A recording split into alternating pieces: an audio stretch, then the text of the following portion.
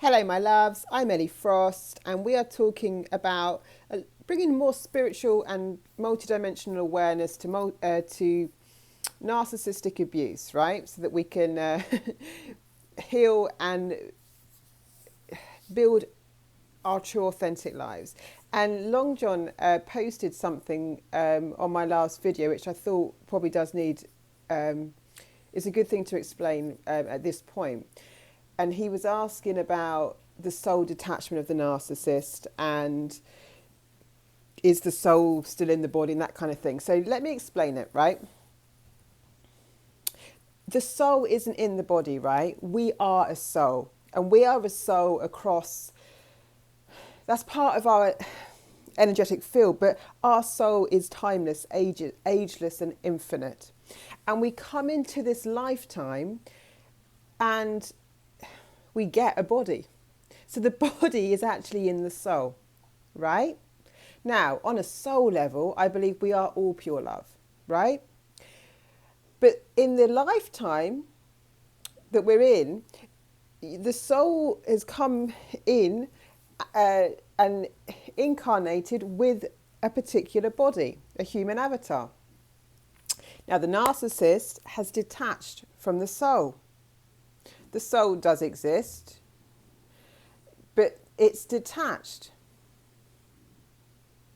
So you can't put the body, so the narcissist is like an empty shell running around on the planet now with a very weak energetic field, because if we're not connected to our soul, we have a weaker energetic field infected with this entity.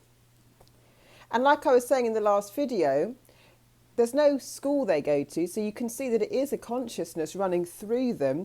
But as that consciousness builds, they all kind of sync up. That's why they all behave in the same way. It's like a sync up, right? Their system is all synced.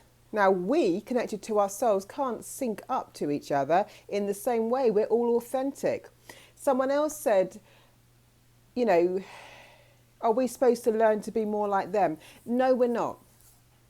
We're supposed to learn to be more of us, to be our authentic truth, to be more in our soul essence, to be unique, to connect more with us. Because when we're with the narcissist, what happens is the life gets sucked out of us, and we are also becoming an empty shell. So that's why I say that they're kind of vacant.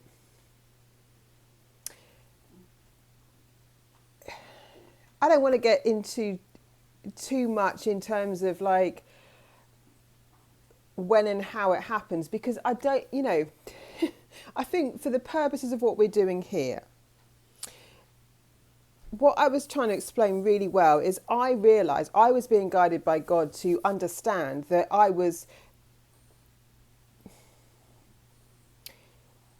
not only wasting my life force and not utilising the gifts I was put on the planet to use to help and heal and support people and do good things,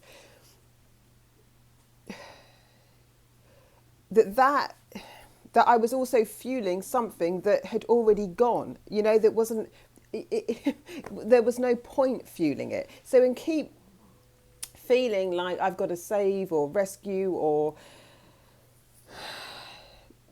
love this person into becoming something they're not. That was the opposite of what I was meant to be doing. What I was meant to be doing was coming into myself, self-sourcing, self-actualizing, self-realization. So we're not meant to kind of just learn to be like a narcissist, not in the slightest. We're meant to learn how to be ourselves. We're meant to learn how to stand in our authentic power and truth. We're meant to learn how to come into our integrity with our values. We're meant to learn how to be deeply connected to our soul. We're meant to learn everything that they're not. We're meant to learn how to live from empathy, expand our empathy, but as we do it, manage our energetic field, right? So we know we can use our superpowers, our true gifts in beautiful ways. We're not meant to, be a battery power supply for kind of, it's not, for a not life force giving energy. We're supposed to be giving life to the planet, evolving the planet, evolving ourselves, being deeply connected to our soul purpose, our connection to our intuition and the divine. Even if you don't believe in God, you understand intuition, I'm sure, and being connected to something and wanting to know yourself, express yourself, to become fully actualized, fully self-expressed in our desires. I can talk more later about, I believe the true desires of our hearts, not the ones coming from ego, but the true ones are very linked to our purpose. And I'll talk to you more about that at another time. They're God-given, not man-made. The desires of your heart, the true ones, the true inspirations, the passions, they're linked to your purpose. They're God-given, not man-made. Man-made ones, ego ones are like, oh, I want that because she's got it. But it's really got nothing to do with you. So we're here on a self-realization journey, a self-actualization journey, right? And we're here to know our spiritual gifts and truth. But we can't do that when we're feeding kind of a dead entity. It's not going to...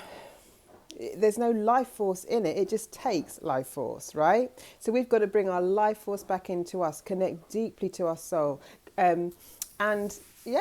Find our true essence, find our true nature, explore our potential, what our connection is, not disconnect. And when we're with the narcissist, we have to disconnect from self.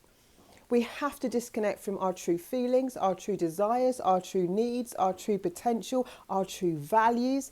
That's why I'm saying it's not sustainable for us to just put on an act, to have to put up with it, because we want to break free so that we can actually live in our integrity. Then there's no inner conflict. Then we don't suffer from the same kind of anxieties or, sorry.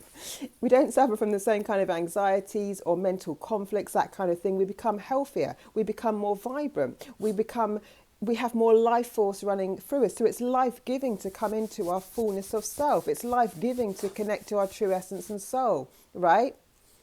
It's life-draining to go anywhere near the darker energy. We don't need to do that. We're being asked to learn the lesson and come into self.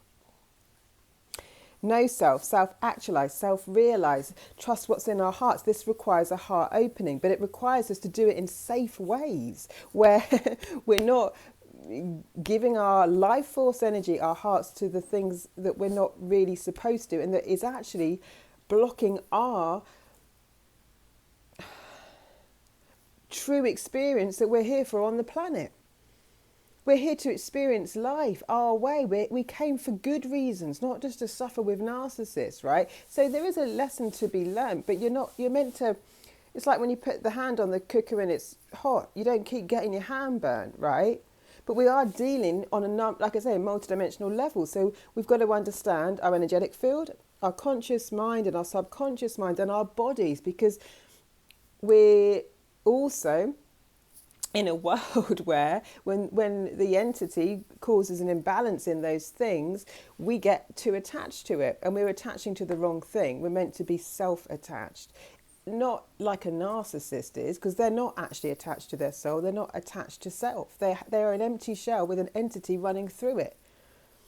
What is the real them? With a narcissist, I mean, a lot of them outsmart therapists, right? A lot of them they say it's hard to diagnose. This is not hard to diagnose at all.